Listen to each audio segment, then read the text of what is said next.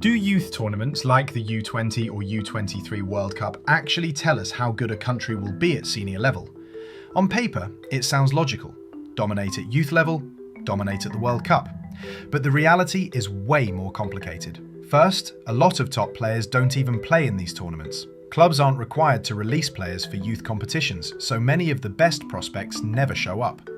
That means the squads often don't represent the true strength of a country's next generation. Even when they do, it's not a straightforward predictor. Countries with strong football cultures like Brazil, Argentina and Germany usually perform well at both youth and senior levels, but there are plenty of counterexamples. Mali, for example, is often strong in youth tournaments but has never qualified for a senior World Cup. Then there's the qualification process. The number of slots per continent can seriously distort the competition. For instance, in one U20 World Cup, only 5 UEFA teams qualified while Oceania had 2 spots. That doesn't exactly scream balance or fairness. On top of that, knockout formats mean that a single bad game can eliminate a strong side, while weaker teams might ride a hot streak all the way to the semi-finals or even the final. Unlike senior World Cups, where experience and consistency often decide the winner, youth tournaments are far more volatile. That makes it hard to judge whether a nation's youth success is genuine quality or just the luck of the draw. So what are these tournaments good for? For one, these tournaments are amazing for spotting individual talent rather than predicting national team success. A young star who shines at U20 level might go on to become a senior star, but it doesn't mean his whole country will dominate. Think of Ukraine and Serbia. Both have won youth tournaments in recent years, but neither has been a serious contender at the Senior World Cup. On the other hand, someone like Lionel Messi or Paul Pogba used youth tournaments as stepping stones to huge careers. Another thing to remember is that youth teams often don't play with the same tactical sophistication you see at senior level. So while a player might dominate with raw talent at U20, their impact could shrink when they face organised defences and elite systems in the senior game.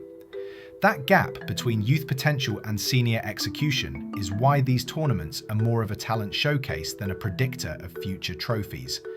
This gap between physical and technical development explains why certain nations punch above their weight at youth tournaments. A team stacked with early developers might overpower technically gifted opponents at U17 or U20 level, but when everyone evens out physically in the senior game, the difference in football IQ, first touch and tactical awareness becomes glaring. That's why countries with a stronger coaching culture, like Spain or Germany, tend to see more of their youth players transition successfully into the senior ranks.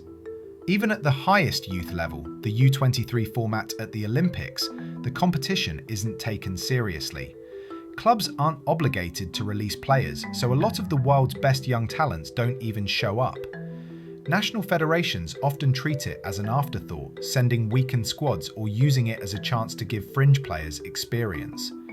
And when you compare the prestige of the Olympics in other sports to football, it's night and day.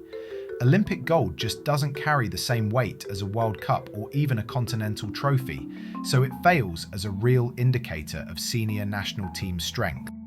So, are U20 and U23 World Cups a good indicator of how countries will do at senior level?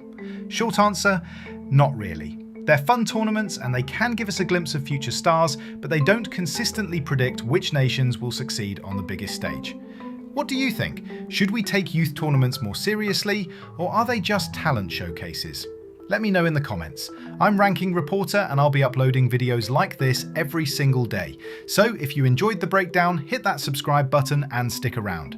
Plenty more football deep dives are coming your way.